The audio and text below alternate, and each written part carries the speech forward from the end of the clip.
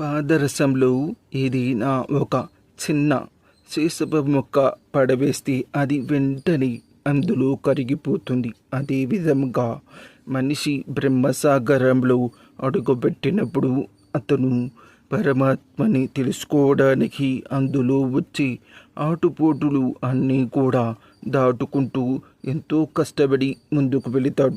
చివరికి అతను పరమాత్మ ఉన్న ప్రదేశాన్ని చేరుకుంటాడు. అక్కడ కేవలం సంతోషం మాత్రమే ఉంటుంది. అంటే లౌకికమైన విషయాల గురించి ఎటువంటి ఆలోచన ఉండదు.